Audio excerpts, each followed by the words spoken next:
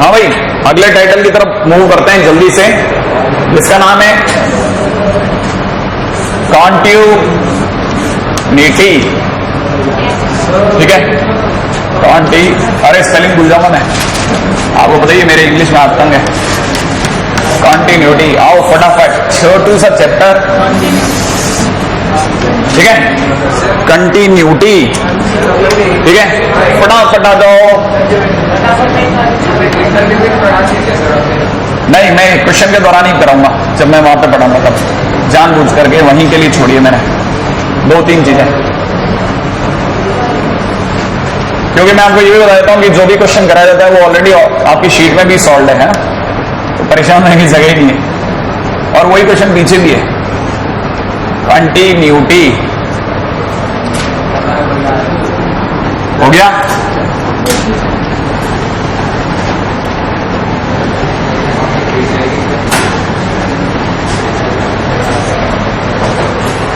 ये सी अपने आप को इग्नोर फील कर रहा है। ठीक है, चला आगे, हो गया कॉन्टिन्यूटी, है ना। और इसी के साथ में छोटू सा डिफरेंशियबिलिटी, लेकिन ये अलग से चलेगा तब उस पर बात करेंगे, लेकिन साथ साथ थोड़ा थोड़ा चलाते भी रहेंगे, है ना। डिफरेंशियबिलिटी, कंटिन्यूटी एंड डिफरेंशियबिलिटी, और वेरी इंपॉर्टेंट चैप्टर। ठीक है, हाँ भाई आइएगा, चर्चा करेंगे तुरंत। रेडी? हाँ भाई, कंटिन्यूटी। देखिए साहब, बेस क्या है? बेस बहुत सिंपल है कंटिन्यूटी का। मैं आपके सामने एक ग्राफ बना रहा हूं, ठीक है,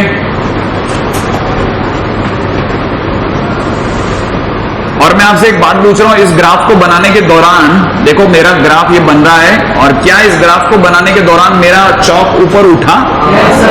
तो माने डिसकंटिन्यूस हो गया, डिसकंटिन्यूस हो गया। अगर एक बारी में ग्राफ बन जाए तो इट इज कंटिन्यूस। देखो जरा, अब मैं आपसे पूछता हूं, क्या मेरा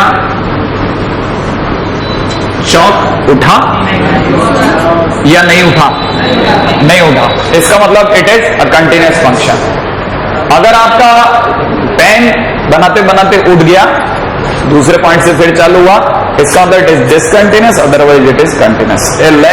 एक लेमन लैंग्वेज में यही है इसकी परिभाषा। ठीक है, तो इट इज कंटिन्यूस फंक्शन, है ना। पहली बार तो स्पेलिंग पूरी लिख दूं ताकि सभी को लगे कि सर को आती थी। ठीक है, it is a discontinuous function. सही है भाई, it is a discontinuous function, it is a continuous function, as simple as, है ना। लिख लीजिएगा, इन लेमन लैंग्वेज, लेमन की स्पेलिंग भी लिख देता हूं। ठीक है, layman language, in layman language if, ठीक है, in layman language if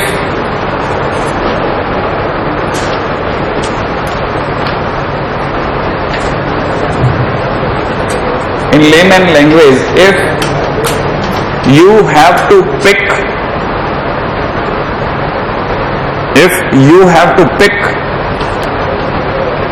your pen up,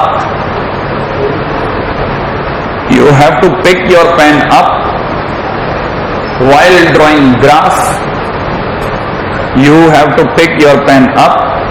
drawing graph, then it is a discontinuous function.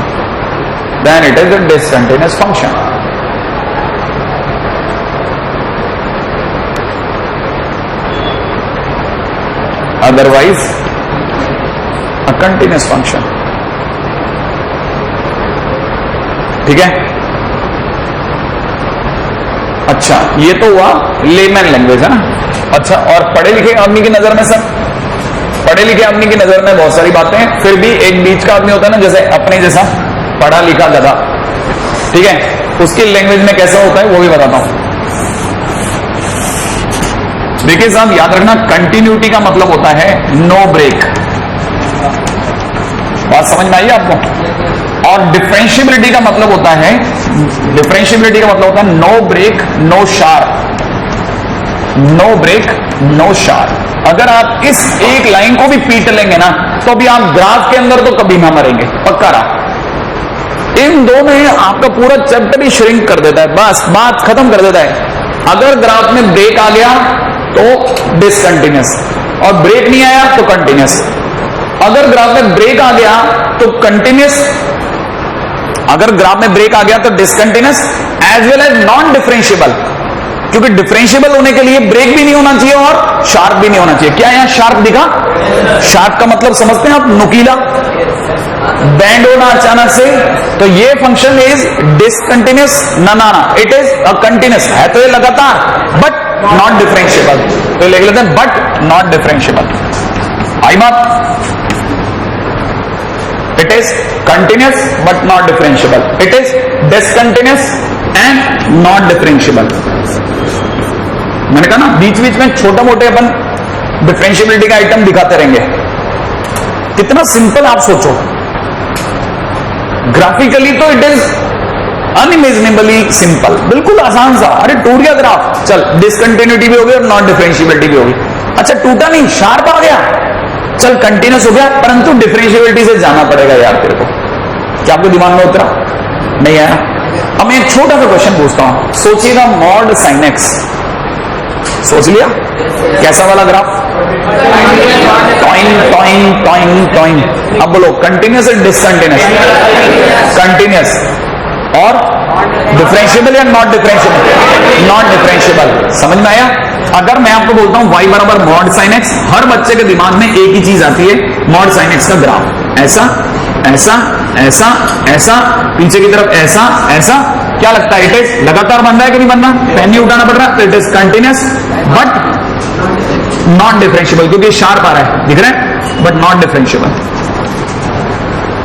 नहीं यार ये बात आसान शब्द, आसान शब्द, पहले आसान। अब चलते हैं धीरे धीरे डेफिनेशन की तरफ। अच्छा सर बुकिश लैंग्वेज में कंटिन्यूअस का क्या मतलब होता है वो भी बताइए। अब आते हैं उसके ऊपर भी, है ना। तो अपन बात करते हैं सबसे पहली बात, कंटिन्यूटी एट अ पॉइंट।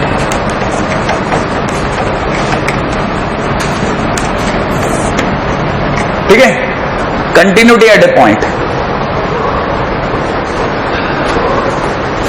ठीक है, कंटिन्यूटी एट अ पॉइंट का मतलब क्या है? A function is said to be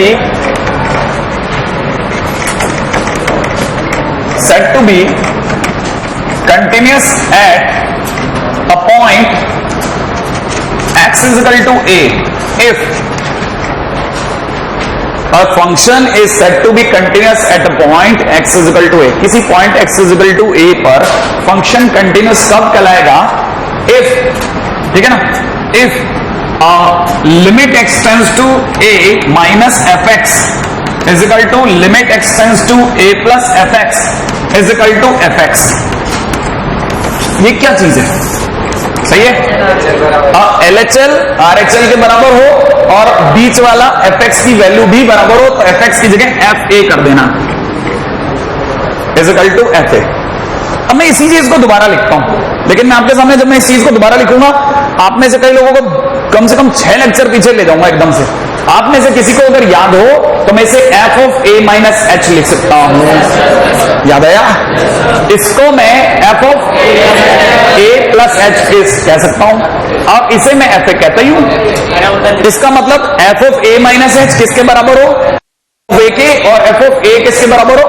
f of a plus h के बराबर हो। समझ रहे हैं आप? अब समझने का प्रयास करें, ये क्या चीज है मैं समझ नहीं पा रहा। अरे ये बिल्कुल सिंपल सी चीज है। जैसे मैं मान लीजिए मैं it's in blind man walk, एक अंधे आदमी की चाल है। आपने सोचो सपोज करो आप एक अंधे हो, ठीक है। अगर मान लीजिए आप एक अंधे हो और आपको कहा जाए चलो, और बिना स्टिक के चलो, तो आप कैसे चलोगे? ऐसे पैर रख करके रिगड़ के चलोगे ना। तो अगर आप पैर रिगड़ के चल रहे हो, suppose this point is x is equal to a, अगर ये वाला point is x is equal to a, तो पिछला point is a minus h और अगला point is a plus h। सही है? अब आप देखो, आपको पता करना है कि क्या आप a पे सुरक्षित हो। तो देखो ब्लाइंड मैन कैसे होगा? देखो a पे खड़ा है, पीछे पैर रखेगा, a plus h, a minus h, हाँ a माइनस h बराबर a प्लस h भी बराबर। तो आपको क्या बोलेगा? a पे सुरक्षित। नहीं आया? a minus h equal to a plus h is equal to, sorry, a minus h is equal to a is equal to a plus h। ये बात समझ में आई? अब जरा यही चीज दोबारा महसूस कीजिए, कहां पे खड़ा हूं? ए पे। पिछला step is a minus h, तो मैं कहूंगा a minus h equal to a equal to a plus. आया कि नहीं आया समझ में? नहीं आया? आया तो आप कहोगे नहीं गड़बड़ हो गया, ए पर सारे स्टेप बराबर नहीं थे। आया कि नहीं आया?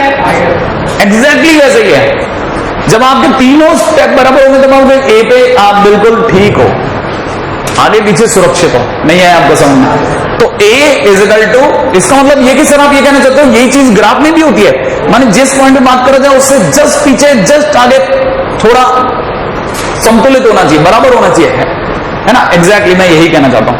अच्छा, एक बच्चा इन सब बातों में आया ही नहीं, वो अलग ही दुनिया में नाच रहा है, ठीक है?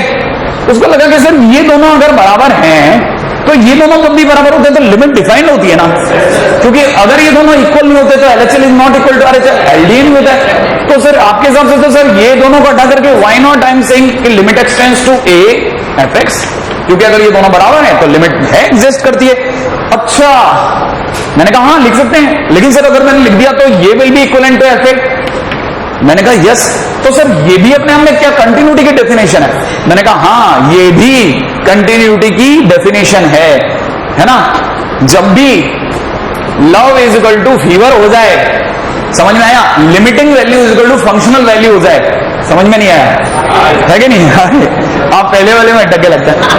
जब भी limiting value is equal to, है ना, फंक्शनल वैल्यू हो जाए, फंक्शनल वैल्यू समझ रहे? फंक्शन की ए पे वैल्यू और ये लिमिटिंग वैल्यू, अगर ये दोनों इक्वल हो जाएं तो समझ लेना फंक्शन इज कंटिन्यूअस, मामला चलेगा, ठीक है? समझ रहे? इसका मतलब LV is equal to FV हो जाए, है ना? अब NV को गुजर चाटे हो जाएगी, निकाल देगा, ठीक है? तो ये पॉइंट है, आगे की चर्चा अपन कल करेंगे, ठीक है?